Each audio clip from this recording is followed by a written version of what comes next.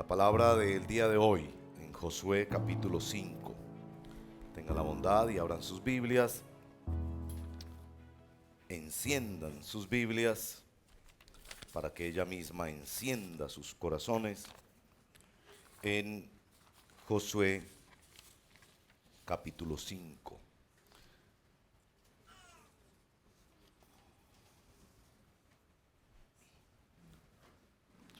Leo para el beneficio de todos, en el nombre del Padre, del Hijo y del Espíritu Santo.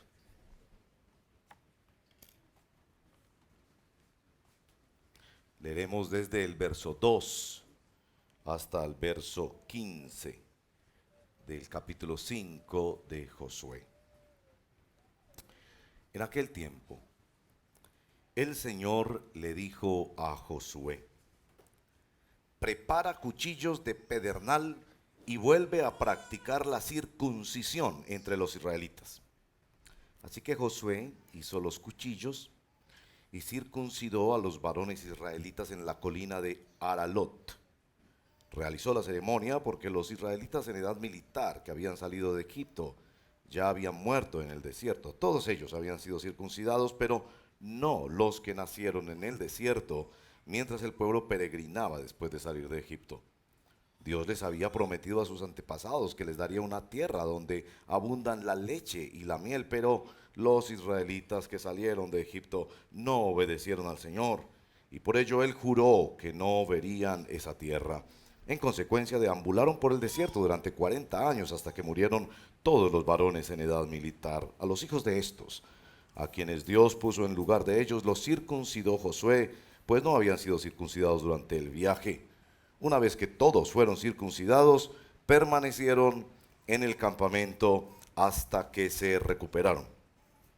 Luego el Señor le dijo a Josué: hoy les he quitado de encima el oprobio de Egipto.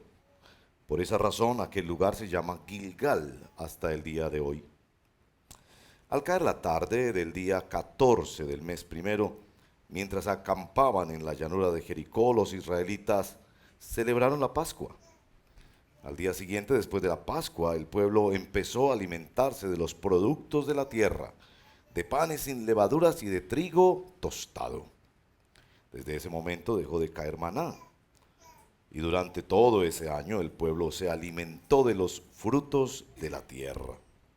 Cierto día, Josué, que acampaba cerca de Jericó, levantó la vista y vio a un hombre de pie frente a él, espada en mano. Josué se le acercó y le preguntó: ¿es usted de los nuestros o del enemigo? De ninguno, respondió. Me presento ante ti como comandante del ejército del Señor. Entonces Josué se postró, rostro en tierra, y le preguntó: ¿qué órdenes trae usted, mi señor, para este siervo suyo? El comandante del ejército del Señor le contestó: quítate las sandalias de los pies, porque el lugar que pisas es sagrado. Esta es la palabra del Señor. Oremos. Señor, en verdad necesitamos tu evangelio todos los días de nuestra vida.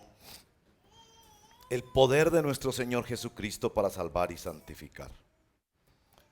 Ayúdanos a entrar a esta escritura maravillosa que nos regalas hoy, dirigidos por tu Espíritu Santo, porque no es de quien quiere ni de quien corre, no es con ejército ni con fuerza, sino con el poder del Espíritu Santo que derrota las tosudeces, las arrogancias, las rabias, los temores, los cansancios, las ambiciones del corazón. Ven, Espíritu Santo, y enséñanos esta palabra, por favor. Tú que la inspiraste, ilumínanos. Te lo pedimos por los méritos de Jesucristo nuestro Señor. Amén. Amén. Una de las cosas que muestra la salud de una iglesia es su predicación. En particular, como esta iglesia predica en ambos lados del río, para citar un elemento metafórico del libro de Josué que venimos estudiando. Me refiero a cómo una iglesia, sus predicadores y maestros, predica el evangelio a los que no confiesan ser cristianos y a los que asumen y declaran ya que son hijos de Dios redimidos en Cristo. Tal como el pueblo de Israel recibió el evangelio antes de cruzar el río Jordán, y se le expresó particularmente en la experiencia de Rahab y su familia, una prostituta que fue la primera salva y rescatada en la tierra de la promesa. Antes del río, la nube del milagro de Dios es cambiada por el arca que le señala la suficiencia de nuestro Señor Jesucristo. Ahora estamos en el otro lado, donde también se les hace parar para entender el evangelio y la suficiencia de nuestro Señor Jesucristo. Aquí ellos tienen que ganar comprensión del evangelio, que es el mismo evangelio de salvación y de santificación. Como decimos, la predicación de una iglesia muestra qué tan saludable es esa iglesia. Lo que pasa es que en algunas prédicas cristianas parece que la gracia del evangelio solo se les predica a quienes recién llegan al pueblo del Señor, pero que después de cruzar el río se desvían a un evangelio legalista o licencioso para quienes ya son de la familia de Dios. Suena un poco a un evangelio en el que se nos da solo la cuota inicial de la casa, gratis, para que después nosotros con nuestro esfuerzo paguemos las cuotas mensuales. De esta manera muchas iglesias sustentan su búsqueda de santidad con el miedo a perder la salvación o con una gracia barata en la que Dios es solamente un proveedor de milagros. La única defensa que tenemos ante el evangelio legalista y licencioso es insistir en que el evangelio se predica en ambos lados del río. Esto lo presenta Pablo con suficiencia en el libro de los Gálatas.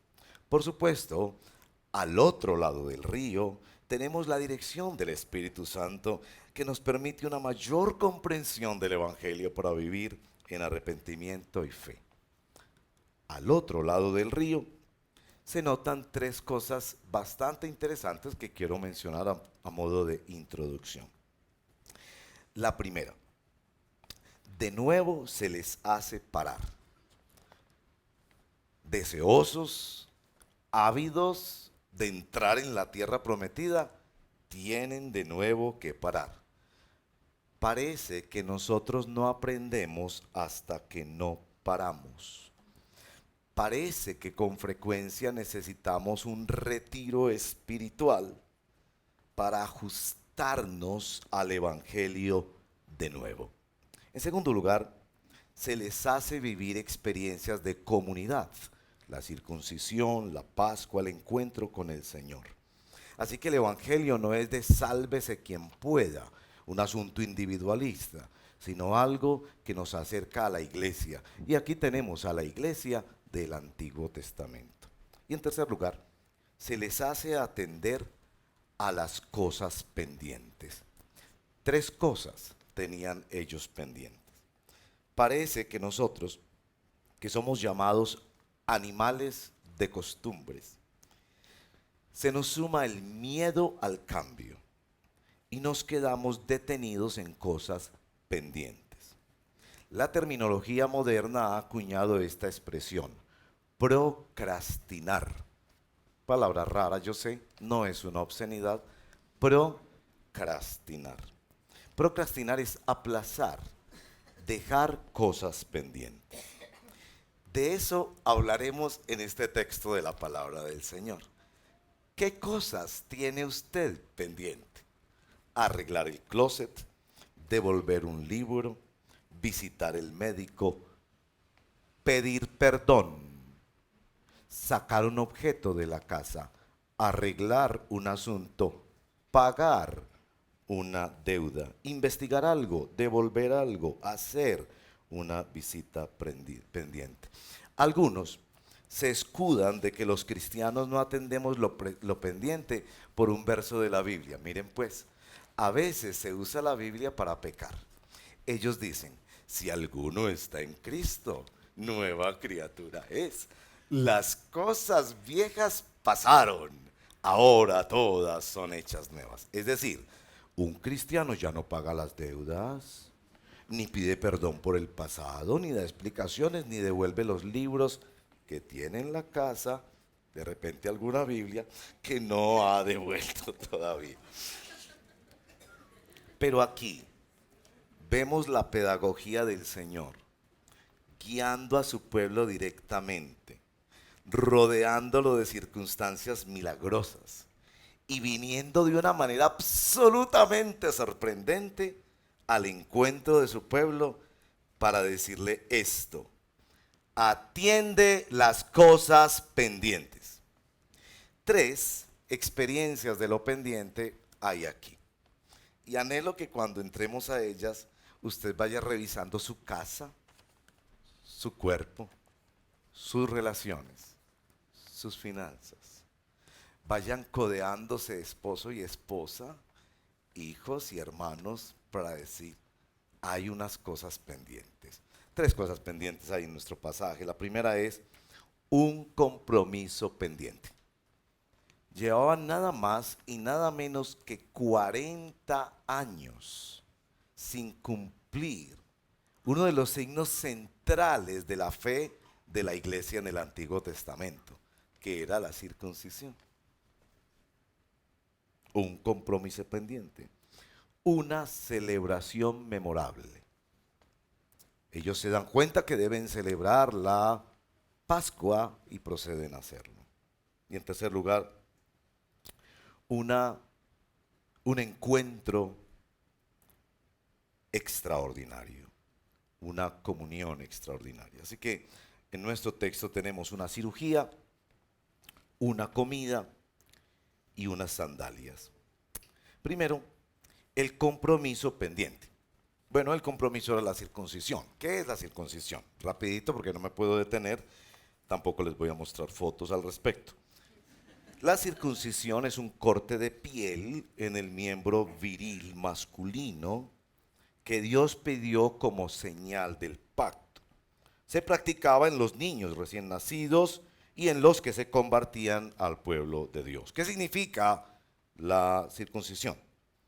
La circuncisión significa corte, partir la historia en dos, una ruptura con el mundo. La circuncisión también quiere decir sello, marca, ser marcado para siempre en lo más íntimo y personal.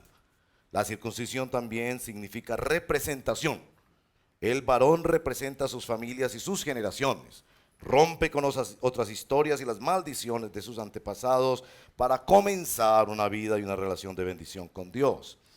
¿Debemos practicarlo hoy? No. El Nuevo Testamento es claro que esta ceremonia queda cumplida en la obra perfecta de Cristo nuestro Señor y que representa la circuncisión del corazón que se hace cuando creemos en Cristo. En buena medida, la circuncisión es replicada en el bautismo cristiano. Lo que es notable en este texto de la circuncisión es que se marca el fin de una disciplina. Si ustedes miran allí en el verso número 3 y en el verso número 9, Aralot y Gilgal son los lugares que se relacionan. Pero particularmente en el verso número 9 nos dice el texto: hoy les he quitado de encima el oprobio de Egipto. ¿A qué se refiere con el oprobio de Egipto? Bueno, tiene que ver con el asunto del nombre Gilgal. El nombre Gilgal es la palabra cortar y rodar, algo así como el rodadero, ¿no? Así que si va a Santa Marta, puedes llamar ese lugar Gilgal. Los hijos preguntarían, ¿por qué se llama rodadero? ¿Qué fue lo que rodó? ¿Qué fue lo que pasó?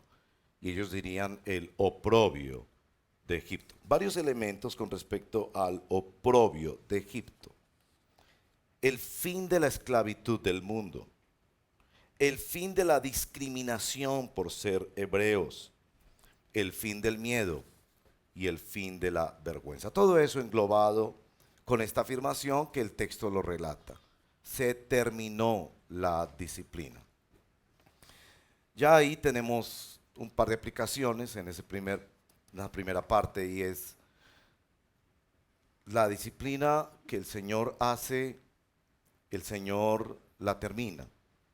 Por tiempo que dure, por dolorosa que sea, el Señor te levanta la disciplina.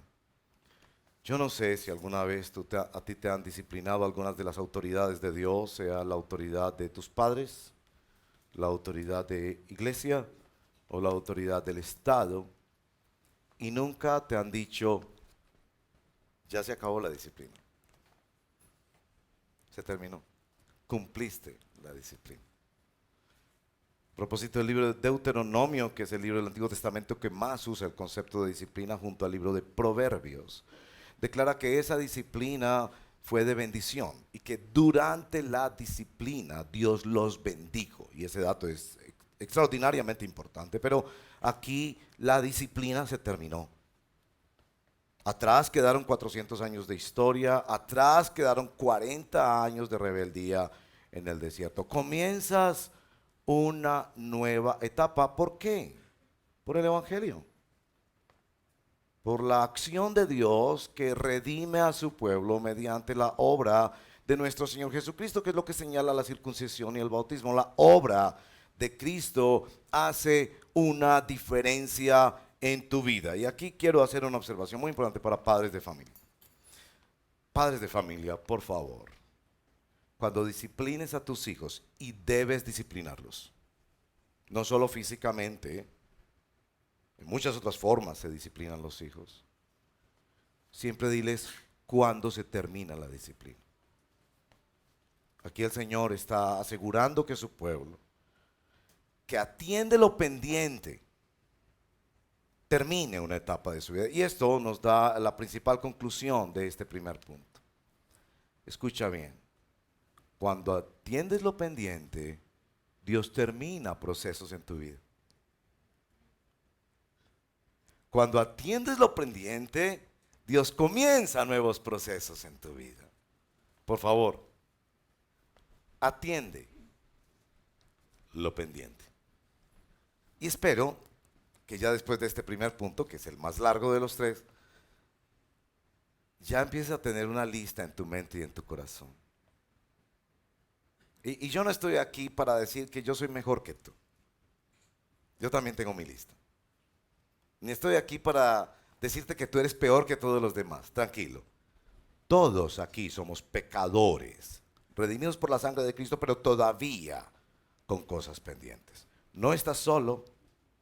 Vienes a la iglesia para arrepentirte y creer, para lamentar y obedecer, porque tienes cosas pendientes, para creer que Dios va a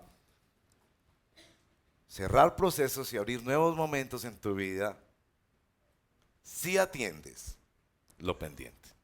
Bueno, un compromiso pendiente, pero también tenían pendiente una celebración memorable. Ustedes verán desde allí, desde el verso 18, del verso 10 hasta el verso 12. En este caso, el pueblo mismo toma la iniciativa. Noten eso. En la primera cosa pendiente, Dios tuvo que recordarles, ¿se acuerdan? Llevan 40 años sin hacer esto o aquello. Mucho tiempo con cosas pendientes. Y Él no te permite la excusa de, ay, pero es que hace tantos años que ofendí a esta persona, ya está seguro, se le olvidó. No, 40 años, pendiente, todavía tienes que hacerlo. Pero en el segundo caso, ellos mismos toman la iniciativa. El mismo pueblo toma la iniciativa de celebrar la Pascua. ¿Qué es la Pascua? El término en hebreo, Pesaj, indica pasar, cruzar, y se refiere a la celebración que Dios les pidió que hicieran cuando saldrían de Egipto, y cruzarían el Mar Rojo, replicado aquí en el río Jordán. Consiste en una comida familiar, comunitaria, seguido por una semana de ciertas lecturas de la ley de Dios, de ciertas celebraciones y restricciones alimenticias. Hoy, por ejemplo, decimos Felices Pascuas. A propósito, ¿usted sabe cuándo es que decimos Felices Pascuas? En la tradición cristiana, no solo católica, hay una cosa que se llama el calendario litúrgico. El calendario litúrgico está marcado por el Padre, el Hijo y el Espíritu Santo. Entonces, después de la Navidad, el Padre nos ha dado al Hijo, y después de la Navidad decimos Felices Pascuas. Yo sé que decimos eso y no sabemos por qué lo decimos, pero me interesa que usted sepa por qué se dice. La tradición cristiana, después de la Semana Santa, cuando el Hijo ha entregado su vida y ha resucitado después del domingo de resurrección, también decimos Felices Pascuas. Sería bonito que la próxima Navidad usted le preguntara: ¿usted sabe qué quiere decir Pascuas? La tercera es mucho menos conocida, es después de Pentecostés. La llegada del Espíritu Santo para conformar la iglesia, para empoderar el pueblo de Dios. Después de eso también se saluda en la tradición cristiana Felices Pascuas. No está mal hacer ese saludo siempre y cuando lo hacemos pensando en eso. ¿Y por qué? Porque los cristianos entendemos la Pascua desde el ministerio de nuestro Señor Jesucristo. Jesús fue crucificado el día de la Pascua anual de Israel, ese Viernes Santo que nosotros llamamos. Representa la formación de un pueblo, la liberación de un pueblo y el vivir ahora bajo la ley de Dios en una relación paternal con Dios, en una celebración con un sentido profundo de familia y de nación. Quiero notar especialmente en los versos 11 y 12. Celebran la Pascua, al siguiente día dice: el pueblo empezó a alimentarse de los alimentos de la tierra, de panes sin levaduras y de trigo tostado.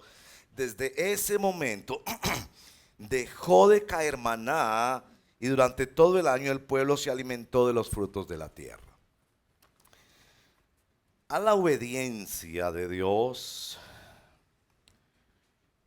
sigue la bendición de Dios. Se suspende un milagro, que era ese tipo de pan que caía del cielo, pero se empieza una nueva bendición de Dios para ellos. Entraron en una nueva etapa. Voluntariamente atendieron algo pendiente, la celebración de la Pascua, y Dios los bendijo. Hermano y hermana, si tú atiendes las cosas pendientes, Dios te va a bendecir. Esto es muy importante porque es muy empoderador. No se trata de ir a una iglesia donde hay un pastor, apóstol o profeta que está especialmente investido de alguna clase de autoridad o de unción o de qué sé yo. Se trata de que leas la escritura y atiendas lo pendiente. La tercera cosa pendiente es una comunión extraordinaria. La memoria tiene ciertos problemas. Crea rutina y tradición. El pueblo se había acostumbrado al maná, a las codornices, a la columna de fuego, a la nube. Se habían acostumbrado a los milagros extraordinarios de Dios, pero ya no veían la presencia de Dios en los milagros extraordinarios de Dios. Así que lo que está pendiente aquí es un encuentro personal con Jesucristo. Primero debemos decir que el encuentro es marcado por la avidez y el coraje de Josué. Y a mí me gusta resaltar esos dos hechos porque, en primer lugar, Josué, ustedes lo ven ahí en el verso 13, Josué está ahí acampando cerca de Jericó y levanta la voz. ¿Se imagina a Josué levantando la mirada y contemplando esa tierra? Y estaba que se peleaba. Es decir, era guerrero, tenía promesas de Dios, le creía a Dios. Estaba como el joven a punto de casarse que ya quiere la luna de miel. O el futbolista sentado en la silla, esta que tienen para los que están en la banca, esperando que lo llamen para salir. Está ansioso. Tiene mucha avidez por salir a la conquista. En primer lugar, ahí está la ciudad de Jericó para ser conquistada y ahí se le desespere.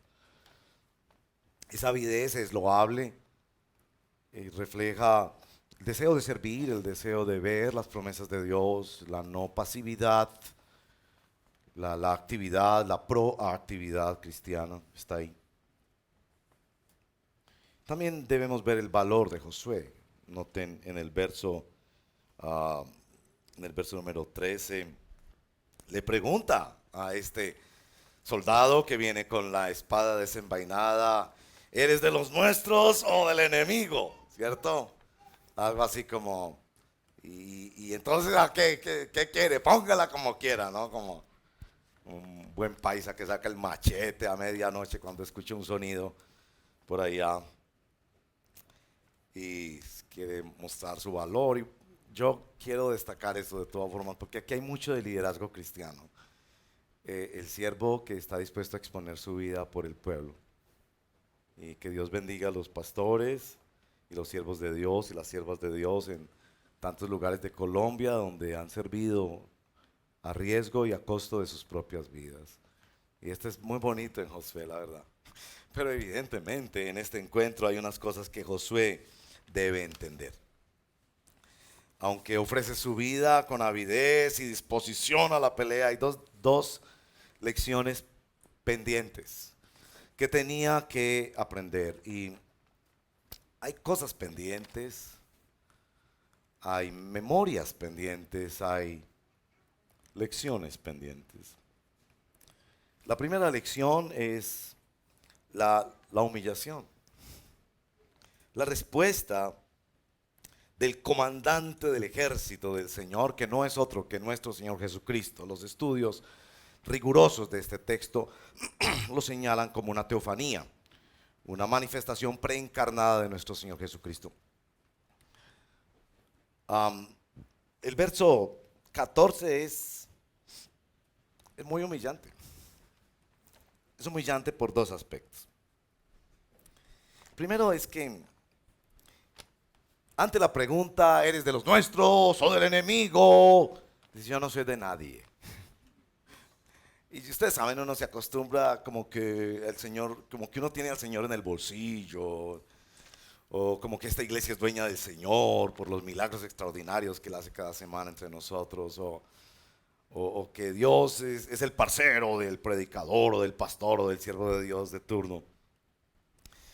Esta independencia de Dios, de su pueblo y de su... Yo no soy de nadie. Nosotros le pertenecemos a Dios. Sí. Lo segundo es todavía más humillante porque hasta este punto Josué piensa que él es el comandante del ejército del Señor. Es que él fue nombrado para eso. De hecho, en el capítulo 1, en el verso 18, el pueblo dice: te obedeceremos en todo, y el que no te obedezca, que muera. Él era el duro. Nadie tenía más autoridad en Israel en ese momento de la historia que Josué. Y vienen a decirle: Josué, tú eres segundo. Yo no sé qué tanto capta usted la humillación de eso.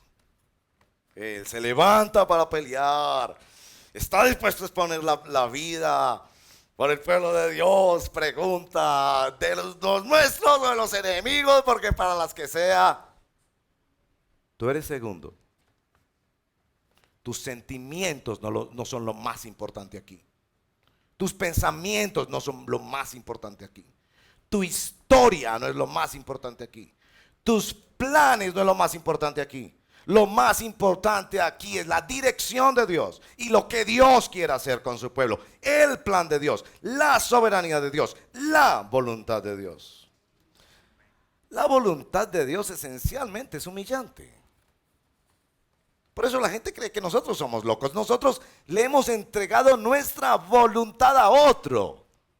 No vivo yo, vive Cristo en mí. Y lo que ahora vivo en la carne, en la cotidianidad, la vivo en la fe. Que yo mengüe y que use todo lo que Él quiera usar para que yo mengüe y Él crezca. Es una lección de humillación. Y hermanos y hermanas, verso 14. ¿Aprendió la lección o no? Ahí mismito. Se postró rostro en tierra. Es decir, si uno quiere aprender sobre el liderazgo, el líder que inmediatamente es humillado, se deja humillar. Nosotros tenemos la palabra humillar, el verbo humillar como negativo, hermanos y hermanas. Ha de ser positivo. Bueno me es, Salmo 119, haber sido humillado. Capta la lección de inmediato. Gráficamente nos dice el texto, se postró rostro en tierra. Pero no fue solamente la expresión del domingo por la mañana, cuando nuestros sentimientos son abatidos y de repente decimos, perdón, Señor, todo es tuyo, te lo entrego todo, sino, ¿qué órdenes tiene el Señor? La humildad se verifica en la disposición a obedecer, porque la humildad no debe ser solamente un asunto sentimental. Sí, me siento muy humillado, pero no hablo con esa persona. Sí, me siento muy humillado, pero no diezmo. Sí, me siento muy humillado, pero no me someto. Sí, me siento muy humillado, pero no voy. Sí, me siento muy humillado, pero no pago la deuda y devuelvo el libro. La Biblia. Aprendió la humillación. No la humildad. Noten que estoy diciendo, no la humildad. La humildad es una virtud que está emblematizada en los santitos detrás de las puertas, mirando al cielo y como que no hacen nada. Es la humillación la que duele. La humillación que se verifica en acciones de obediencia. Que se viene humillado a hacerlo. Me cuesta hacerlo, pero lo hago. Porque yo soy segundo. Más determinante en mi vida no soy yo. Mis ideas. No. Mi historia, mi análisis, mis sentimientos. No. El primero en mi vida es mi Dios y mi Señor. Pero la segunda lección que Josué tiene que aprender es rendición. Es muy particular que hasta ahora han venido varias escenas similares a Moisés, que fue el mentor de Josué, el cruce del Jordán, la circuncisión, el envío de los espías. Y aquí viene esto de quitarse las sandalias. Esto es metafóricamente algo precioso para entender, porque a Moisés también le ocurrió, quítate las sandalias. En primer lugar debemos decir que ante la pregunta, ¿qué debo hacer?, que sonaba también un poco a yo tengo el control en mis manos, es no tienes que hacer sino quitar. Las sandalias eran la pieza más esencial de un guerrero para poder movilizarse en el campo de batalla. Lo más elemental tiene que ser quitado, y esta es la lección de rendición. Hasta lo más elemental que tú tienes para enfrentar las guerras de tu día debe ser entregado en sumisión al Señor, la rendición. Como en famoso encuentro, en ese buque famoso donde los japoneses después de la Segunda Guerra Mundial se rindieron ante los norteamericanos, este famoso general de los Estados Unidos fue a recibir el acta de entrega de los japoneses y le dijo al general de los japoneses que venía a entregarle el hermoso documento firmado por él, pero él tenía una espada puesta en su uniforme, y antes de recibirle el documento firmado de la rendición de los japoneses ante los norteamericanos, el general le dijo, primero la espada. Hay algo que tienes que rendir al Señor en los encuentros con el Señor. Ahora, yo les decía para comenzar que el Evangelio debe ser el mismo Evangelio de salvación, el mismo de santificación, el Evangelio en los dos lados del río. Es el mismo Evangelio que nos señala la persona de nuestro Señor Jesucristo en la circuncisión, el bautismo, en la Pascua, la Santa Cena, en el encuentro como nuestro Señor Jesucristo, como lo hace en el libro de Apocalipsis, que me encantaría leerles esa porción, pero el tiempo no nos lo permite, capítulo 19, el jinete del caballo blanco. Él es el vencedor, Él es el Rey de reyes y Señor de señores. Lo pendiente es volver al Evangelio, que nos hace hacer cosas que no hemos hecho y han estado pendientes. Es el Evangelio que nos hace celebrar cosas y establecer memorias en nuestra familia que han estado pendientes. Es encuentros especiales con el Señor que han estado pendientes. Es descansar en la gracia de Dios, tanto antes, cuando apenas vinimos a Cristo por primera vez, como después, cuando ya hemos cruzado el Mar Rojo, el río Jordán, volver a descansar en la obra y en la suficiencia de nuestro Señor Jesucristo. Pero hay unas aplicaciones prácticas aquí. Yo creo que el Señor te llama en obediencia a hacer algunas cosas dolorosas que tú tienes aplazadas. Tal vez pasa por el presupuesto de tu familia, revisarlo